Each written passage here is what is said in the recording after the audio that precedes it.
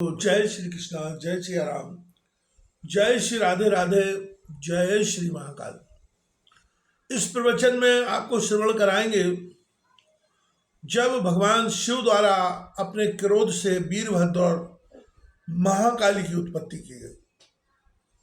आकाशवाणी सुनकर सभी देवता और मुनि आश्चर्य करने लगे, परंतु शिव जी की माया से किसी के मुख से एक शब्द भी न निकला।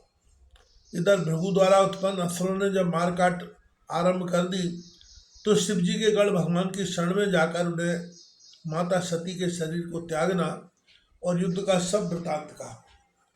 यह समाचार सुनकर शिव जी के क्रोध की कोई सीमा न रही।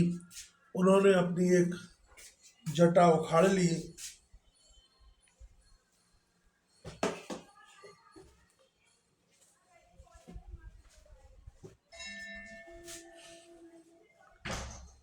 और उसे पर्वत पर दे मारा।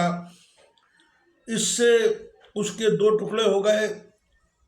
उसके प्रलय काल की ज्वाला के समान भयंकर आवाज के साथ वीरभद्र और महाकाली का प्राकट हुआ।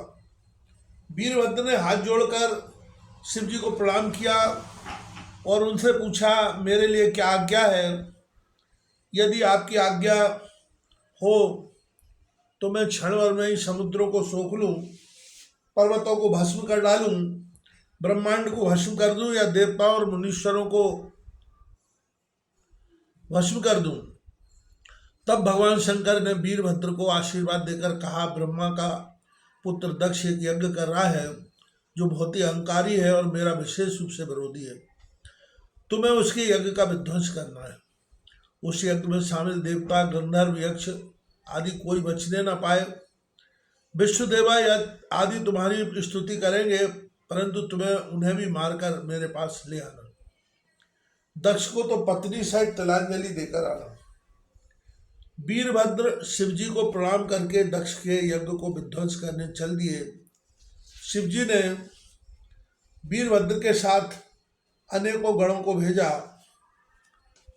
वीरभद्र शिव जी के समान रूप धारण कर रथ पर आरूढ़ होकर चल पड़े।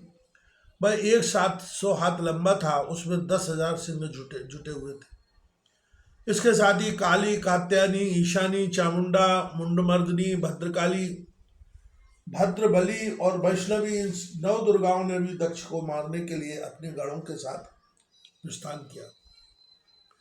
वीरभद्र और महाकाली के गणों की गिनती करना असंभव है। 64,000 करोड़ तो शिव जी के गण थे।